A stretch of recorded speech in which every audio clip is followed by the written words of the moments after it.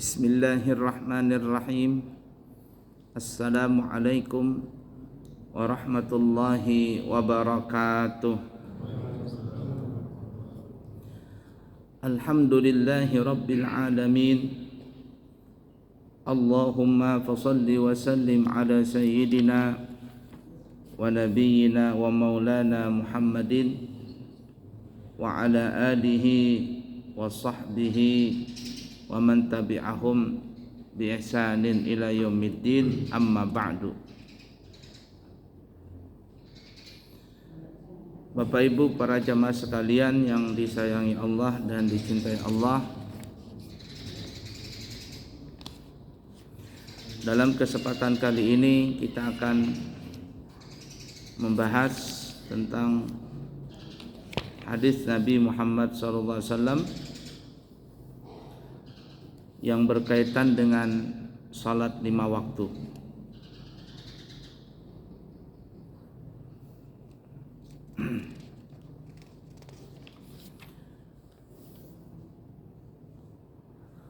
Disebutkan di dalam riwayat hadis yang diriwayatkan oleh Al-Imam Tirmidzi, Imam Muslim dan yang lainnya, bersumber daripada Abu Hurairah radhiyallahu taala anhu, Abdurrahman bin Sakhar, Nabi kita Muhammad sallallahu alaihi wasallam bersabda, "As-salawatul khamsu wal jumu'atu ilal jumu'ati kafaratun lima bainahunna ma lam tughshal kaba'ir." Wa fi riwayah ma lam yartakib kaba'ir. Bermula salat 5 waktu diantaranya, maghrib ke isya, isya ke subuh, subuh ke zuhur, zuhur ke asar, asar ke maghrib. Di antaranya itu. Wal jum'atu ilal jum'ati, dan di antara 2 Jumat, yakni seminggu ya. Jumat ini ketemu dengan Jumat yang akan datang. Kafaratun lima bainahunna, di antaranya itu adalah penebus di antara dosa-dosa. Wa fi riwayah, dalam riwayat yang lain, wa Ramadan ila Ramadan, setahun sekali bulan Ramadan tahun ini ketemu dengan bulan Ramadan tahun depan. Kafaratun lima bainahunna, itu adalah menjadi kafarah, penebusan dosa di antaranya. Ma lam tughshal kaba'ir, selama orang tersebut tidak melakukan dosa besar. Wa fi riwayah ma lam yartakib kaba'ir, selama dia tidak melakukan dosa besar. Jadi kalau kita melaksanakan salat maghrib, tadi kita baru selesai maghrib, tidak lama lagi kita akan melaksanakan salat isya. Umpama nih di antara maghrib dengan isya kita ada melakukan dosa. Yang dimaksud di sini umpama dosa kecil. Dosa kecil itu umpama mungkin ucapan agak sembrono, ya. Kemudian mata agak liar begitu, pendengaran agak nggak bisa dikontrol seperti itu masuklah dosa-dosa kecil. Ketika kita masuk nanti salat isya, sampai masuk salat isya, kita salat isya, maka salat isya ini langsung otomatis menghapus dosa yang kita lakukan di antara maghrib tadi, antara maghrib dengan isya. Begitu juga selesai salat isya, mungkin kita pulang atau mungkin nanti kita ada jalan sebentar. Pada saat itu kita melakukan dosa, tapi dosa kecil nih. Saat kita nanti melaksanakan salat subuh, maka otomatis salat subuh itu akan menghapus dosa-dosa yang kita lakukan di antara isya dengan subuh. Begitu juga antara subuh dengan zuhur, zuhur dengan asar, asar dengan maghrib, dan seperti itu seterusnya. Dan apabila ada yang melakukan dalam seminggu sekali, Jumat ketemu Jumat, atau setahun sekali Ramadan ketemu dengan Ramadan, kita ada melakukan dosa, tapi dosa kecil ya, maka otomatis Jumat tadi yang akan datang menghapus dosa Jumat yang lalu. Begitu juga Ramadan yang akan datang akan menghapus dosa yang dilakukan sebelum Ramadan itu. Terhapus otomatis. Antivirusnya langsung berjalan tanpa disuruh, Allah langsung mengampuni. Tanpa kita bertobat, Allah langsung mengampuninya.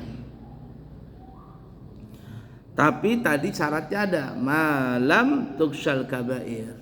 Dalam riwayat malam yartakib kabair, selama dia tidak mengerjakan dosa besar. Kenapa ya? Kok tidak dosa besar tidak diampuni? Karena dosa besar tahdad ila taubatin nasuha. Karena dosa besar itu berhajat dengan taubat yang sebenar-benar taubat. Bahasa kitanya taubatan nasuha. Nah, taubatan nasuha ini apabila dosa itu kita lakukan kepada Allah Ta'ala, dosa yang berkaitan kepada Allah seperti umpama mabok, ya, ini dosa besar. Makan riba dosa besar. Maka syaratnya dosa yang kita lakukan kepada Allah jikalau ingin diterima taubatnya itu ada tiga. Ada tiga. Yang pertama, ini disebutkan dalam kitab Riyadhus Shalihin, kata Imam Nawawi ada tiga syaratnya. Yang pertama adalah an-nadam fi qalbi, merasa sedih, menyesal di dalam hati. Menyesal itu bukan di air mata.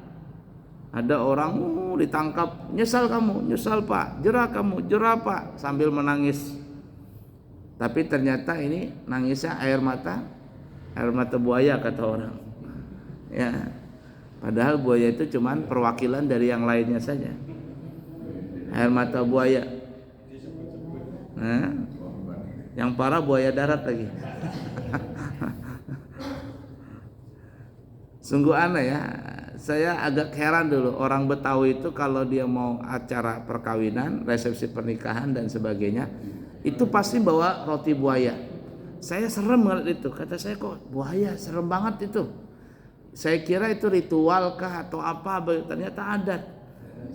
Saya bilang kenapa itu? Saya belum tahu sebelumnya. Jadi saya cari tahu kenapa kok ada roti buaya. Oh, itu simbol. Karena buaya ini adalah binatang yang monogami ya. Artinya dia sepasang sampai mati gitu aja. Jantannya itu dia cuman berisi satu. Sampai mati, sampai kapanpun dia tidak mau berpisah dengan pasangannya. Kalau pasangan salah satunya mati ya sudah. Dia akan menjomblo sampai akhir hayatnya. Tapi selama buaya itu masih di air. Tapi kalau buaya naik ke darat, nah istilahnya menjadi buaya darat kan ya. Kalau buaya darat nggak pernah turun ke air itu. Buaya kepala hitam. Buaya berambut ya. Nah jadi itu tuh ya. Kenapa kita lari ke buaya ya? Sebelumnya tadi bicara apa saya?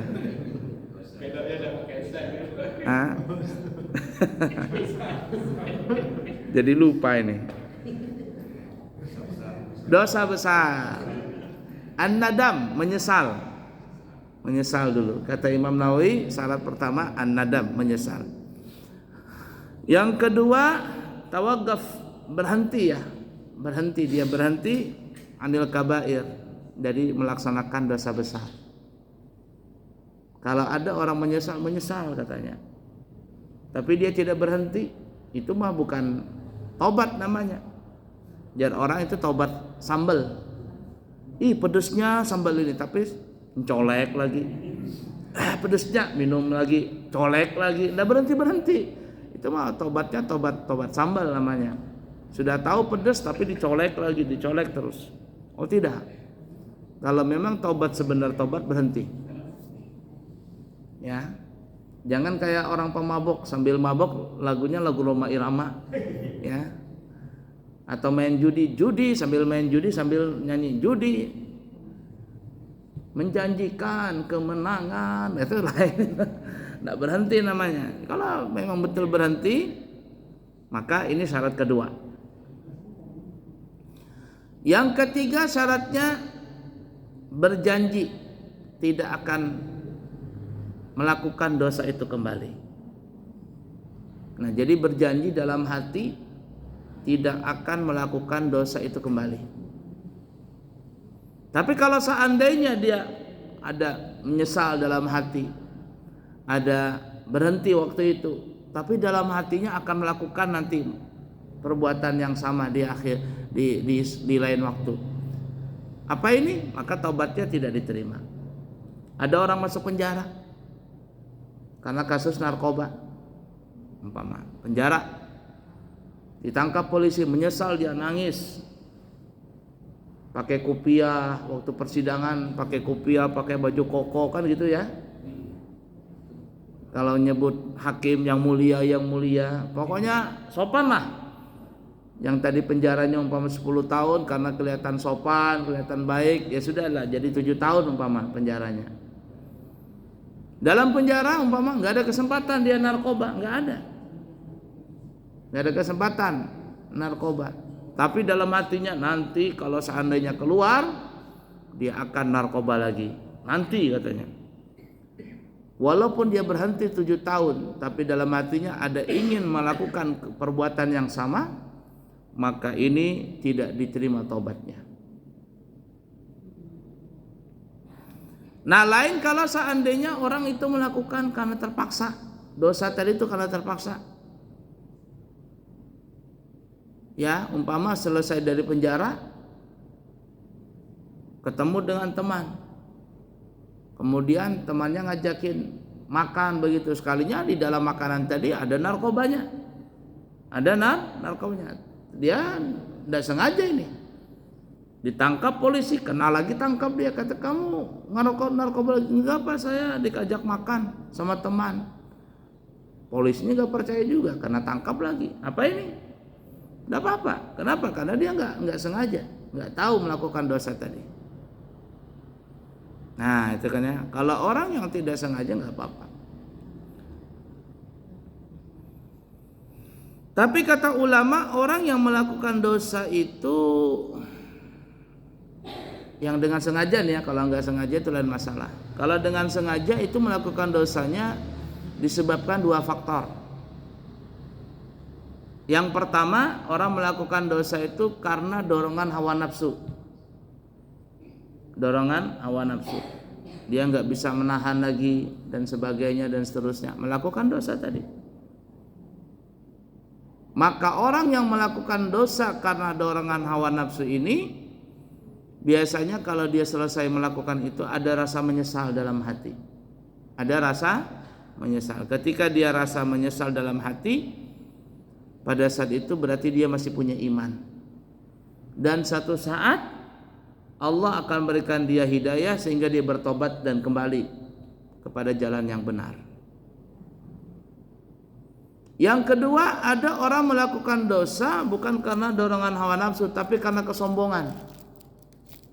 Kesombongan. Dan sombong itu ada 2 tandanya. Orang sombong itu bukan dari pakaian, bukan dari gayanya, bukan dari penampilannya. Sombong itu ada 2 tandanya. Apa itu? Batarul haq wa ihqarul mu'minin. Tandanya orang sombong itu ada 2. Yang pertama adalah dia tidak mau terima nasihat. Jadi kalau ada orang nasihatin dia nggak terima. Dia merasa benar. Nah, jadi orang merasa benar repot juga. Lalu kalau dia sudah merasa benar, orang lain akan dihinanya. Wa ihqarul mu'minin. Dia akan menghina orang lain. Nah, ada orang melakukan dosa karena sombong. Lah buktinya ketika dinasehatin dia nggak terima, malah dia nyalahin orang yang nasehatin dia. Kamu ini baru hidup kemarin sore, baru saja jadi ustadz, kok berani-berani nasehatin saya. Nah itu tuh sombong tuh. Dan orang yang melakukan dosa karena kesombongan, biasanya orang seperti ini berapa kali pun dia melakukan dosa, tidak ada rasa penyesalan dalam hatinya. Kalau sudah tidak ada penyesalan dalam hati, berarti nggak ada imannya. Dan kalau sudah tidak ada imannya, maka tidak ada harapan orang ini ingin bertobat.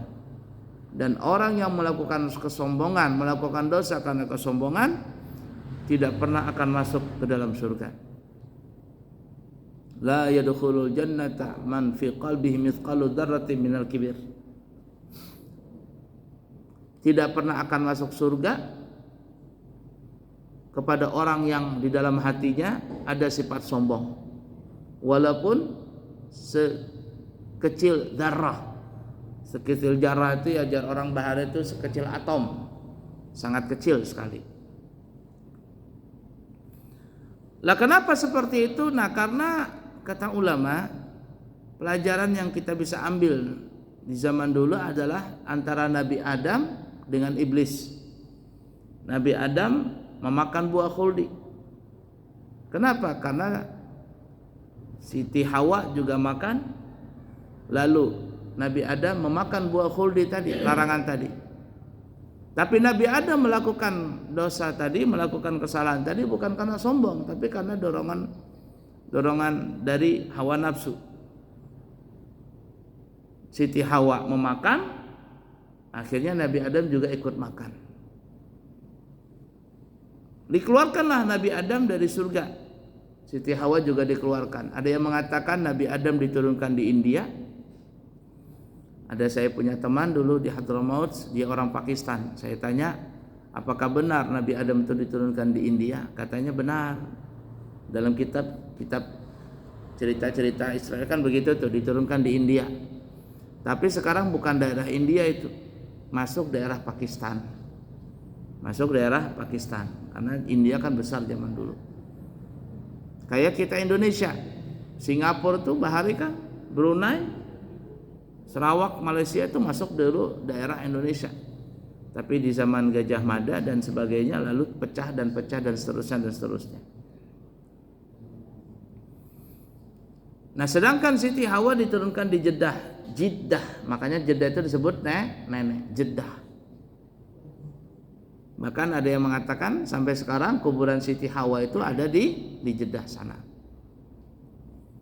Akhirnya bertemulah Nabi Adam dengan Siti Hawa kembali. Di mana itu? Di padang Arafah. Ada yang mengatakan pertemuan itu ada tanggal 10 Muharram. Pertemuan Nabi Adam dengan Siti Hawa terpisah kurang lebih selama 300 tahun namanya. Lalu bertemu kembali di padang Arafah, di Jabal Rahmah. Makanya sekarang kan disebut namanya Jabal Rahmah di situ. Orang yang belum punya jodoh biasanya ke situ berdoa, ya Allah berikan saya jodoh kan ya. Makanya kadang dindingnya tuh tiang tugunya itu ada love begitu. Love dikasih panah lagi. Ditulisin namanya dia dengan kekasihnya. Supaya apa? Supaya pulang bisa nikah katanya. Ada orang juga yang di situ suami istri berikat janji sehidup semati. Ada juga. Tapi ada juga suami istri diikat sama istrinya, jangan berjanji lah, abahnya lah, jangan menikah lagi sampai mati. Aku aja sikung. Nah, kata abahnya ipang daene. Dijanjiin di situ enggak bisa lagi sudah. Nah, kenapa? Karena perjanjian antara Nabi Adam dengan Siti Hawa bertemunya di situ. Tapi Nabi Adam dan Siti Hawa diterima taubatnya. Kenapa? Karena beliau melakukan kesalahan bukan karena sombong, tapi karena memang dorongan nafsu tadi. Lalu bertobat Nabi Adam, dan akhirnya nanti Nabi Adam masuk ke dalam surga. Sebaliknya iblis melakukan kesalahan karena sombong. Dia tidak mensyirikan Allah Ta'ala, enggak. Iblis tahu Allah itu Tuhannya dia, tahu dia. Yang menciptakan iblis adalah Allah, tahu dia. Dia tahu itu Nabi Adam diciptakan oleh Allah dari tanah. Tapi karena ada sombong, Nabi Adam Nah, iblis pun marah dengan Nabi Adam. Ketika Allah menyuruh sujud penghormatan, semuanya sujud. Malaikat sujud kecuali iblis. Fasajadal malaikatu kulluhum ajma'una illa iblis. Maka sujudlah semuanya kecuali iblis. Kenapa iblis tidak mau sujud, tidak mau taati perintah Allah? Kata iblis, ana khairum minhu. Kata dia, ya Allah, aku lebih baik daripada dia, dari Nabi Adam. Khalaqtani min nar wa khalaqtahu min tin. Engkau ciptakan aku dari api, sedangkan Nabi Adam engkau ciptakan dari tanah. Dia merasa api itu lebih mulia daripada tanah. Dia pikir seperti itu. Nah, karena kesombongan tadi, maka iblis pun dikeluarkan dari surga. Karena dia sombong, dia tidak pernah akan kembali ke dalam surga. Sesuai dengan hadis Nabi tadi. Tidak akan masuk surga orang yang merasa sombong dalam hatinya, walau misqala dzarratin minal kibir, ya, walaupun sombong tadi hanya sebesar atom, tidak bakalan masuk surga. Nah, ini gambaran orang yang melakukan kesalahan karena nafsu dan melakukan kesalahan karena sombong. Yang karena nafsu biasanya akan menyesal, bertobat dan akan masuk surga. Tapi yang sombong melakukan dosa, dia tidak pernah akan tobat dan tidak pernah akan masuk surga. Kembali kepada anak cucu Nabi Adam, manusia ini. Siapa yang melakukan dosa seperti halnya Nabi Adam, dia akan bertobat. Tapi siapa yang melakukan dosa seperti halnya iblis, dia akan masuk neraka bersama iblis selama-lamanya dan tidak pernah akan masuk surga. Nah, jadi 3 syarat ini daripada dosa besar. Kalau ingin bertobat, ya, 3 syarat tobat dari dosa besar. Pertama, menyesal. Kedua, berhenti. Dan yang ketiga adalah tidak melakukan kembali, alias berjanji tidak akan melakukan kembali. Itu kalau berkaitan dengan Allah Ta'ala. Tapi kalau berkaitan dengan makhluk, maka syaratnya bertambah. Kalau tadi 3 syarat, berhenti, menyesal, berhenti, tidak mengulangi lagi.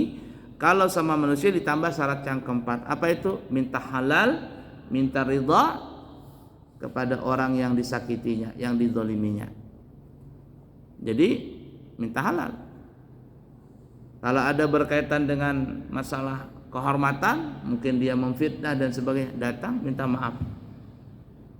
Nah, tapi kalau berkaitan dengan harta nih, maka bertambah lagi syarat yang kelima. Apa itu? Mengembalikan harta yang dia ambil. Dia pernah hutang gak bayar-bayar, kembalikan hutangnya dia, minta maaf. Apalagi pernah mencuri, pernah mengurangi timbangan, takaran, ukuran, maka kembalikan itu semuanya. Taubat kepada Allah Ta'ala. Nah, sekarang permasalahannya bagaimana kalau seandainya ada orang melakukan dosa yang berkaitan dengan hamba plus juga dengan hartanya. Dulu pernah menipu umpama, atau makan di warung gak bayar-bayar, atau bayarnya itu gak jelas, makan untuk umpama 5 biji bepadah 2 padahal 5 kan ya. Tiap hari begitu, bangkrut acilnya. Kenapa kok ngambil yang dikit? Karena katanya kalau dalam sholat, kalau ragu-ragu 3 ke 4 ngambil yang sedikit katanya. Kan gitu tuh. Dia kiaskan makan wadai di warung 3 ke 4 3 katanya. Jangan begitu. Nah, menipu orang, maka minta halal, minta ridha kepada orang yang bersangkutan, lalu bayar berapa dia pernah menipu orang tadi. Nah, bayarnya itu pun juga sesuaikan dengan nilai harga zaman itu. Maksudnya nilai emas. Bahari umpama kita makan wadai untuk bahari berapa untuk tahun 80-an? Sebiji berapa? Seringgit. Enggak, kalau tahun 80 sudah enggak ringgit, rupiah sudah. 25 rupiah. 25 rupiah. 80-an. 25. Kita masih ingat 100 real, mentang-mentang sering ke Mekah ini ya. 100 rupiah. Kalau 25 rupiah itu sudah banyak itu. Karena paling tahun 80 itu paling sedikit uang 25 rupiah bahari itu. Nah, OT-OT atau untuk Rp25. Ya, pernah mengambil umpama berapa biji, anggaplah Rp1.000. Lalu kita mau bayar itu zaman sekarang Rp1.000, mana bisa? Aku punya utang dulu Cilai Bahari tahun 80. Nah, seingatku aku matang wadah itu banyak 1.000 pang. Nah, aku bayar 1.000. Mana bisa 1.000 zaman sekarang? Disesuaikan, zaman Bahari Rp25, sekarang untuk berapa sih biji? Nah, 5.003. Nah, sudah. Ya, ada yang seperti itu. Berhutang juga begitu, tahun 80, tahun 70 berhutang. Berapa berhutang, Pak? 100.000 tahun 70, 100.000. Sekarang kita mau bayar hutang 100.000. Menangis ya. 100.000 udah ada artinya sekarang. Nah, dikiaskan dengan emas. Coba orang Bahari, Bahaji itu nah, Bahaji tahun 80-an, 7 juta, 8 juta, iya kah? Tahun 80-an, siapa Bahaji tahun 80-an? Bahaji itu tahun 80-an tuh 7 juta, 6 juta, ya Pak Haji Ansarullah? 9 juta. Nah, 9 juta, 98. Seingat kami tahun 80-an abah kami berangkat tuh 6 juta ke 7 juta Bahari itu. Sekarang Bahaji berapa sekarang Pak? 90 juta. Nah, itu segitu banyaknya. Tapi kalau kita hitung dengan emas, zaman Bahari itu 8 juta itu 7 juta, setengah kilo emas. Ya kada? Sekarang kita anggap 50 juta, nah sampai setengah kilo emasnya.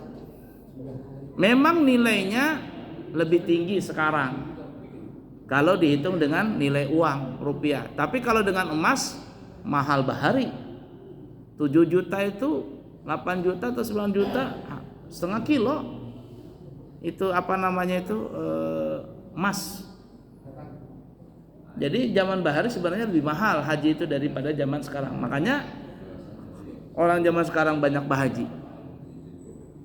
Kenapa? Karena murah. Duitnya murah. Nilainya maksudnya. Dan kalau dihitung dengan emas. Mbak, berapa tahun sekarang Pak Haji Mantri kalau daftar sekarang? Hah? 43 tahun. Sempat mati kita. Berapa? 35 tahun. Sempat mati kita.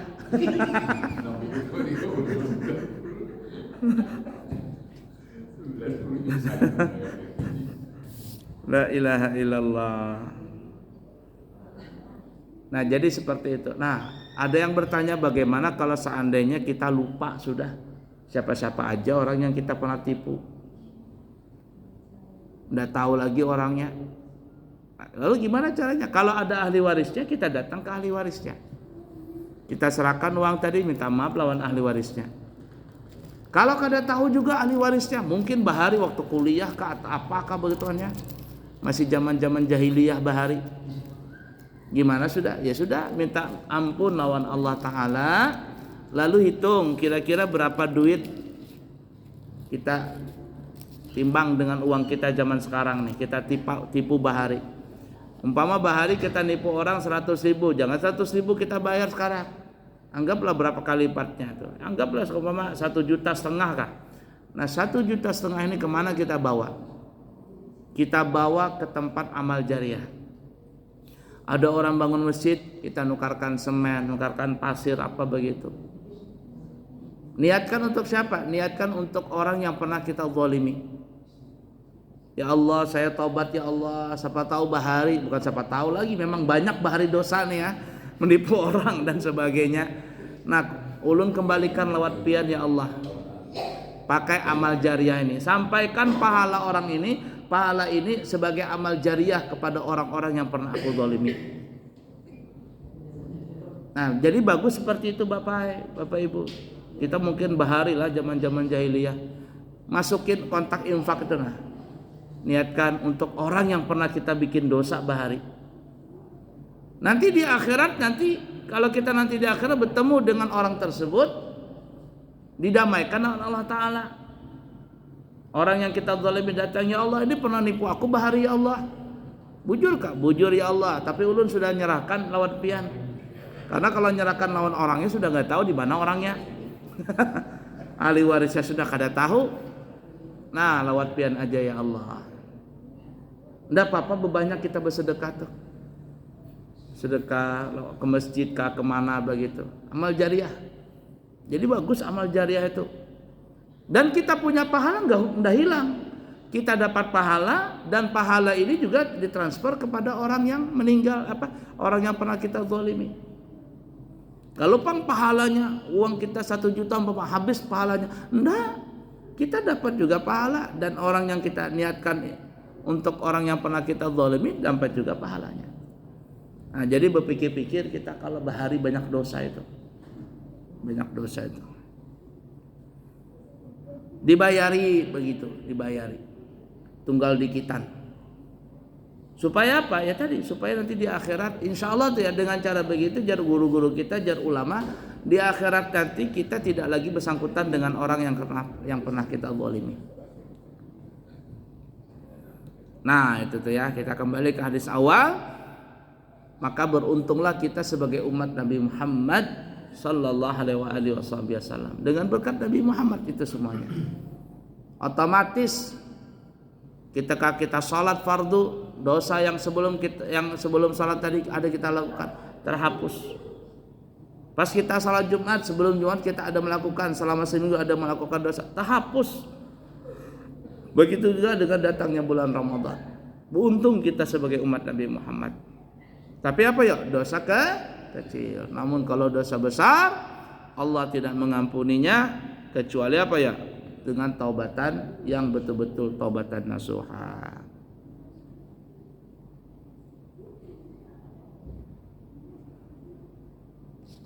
Berapa menit lagi kan? 5 menit lagi.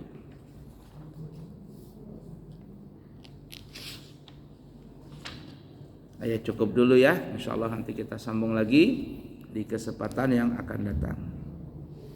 Yang kepingin umrah bulan November kami buka harga 28 juta. Kalau bulan kemarin 27 juta. Nah, karena sudah masuk dekat bulannya 28 juta. Kita tutup di tanggal 20 Oktober harganya. Lewat 20 Oktober naik lagi harganya jadi 29. 12 hari. Itu Pak Toto, Pak Martono berangkat lagi nanti insyaallah di bulan November. Ya, cukup sekian dulu, semoga ada manfaatnya dan semoga kita bisa mengamalkan apa yang kita pelajari. Subhanakallahumma wa bihamdika asyhadu alla ilaha illa anta astaghfiruka wa atubu ilaik. Wa akhiru kalam wassalamu alaikum warahmatullahi wabarakatuh.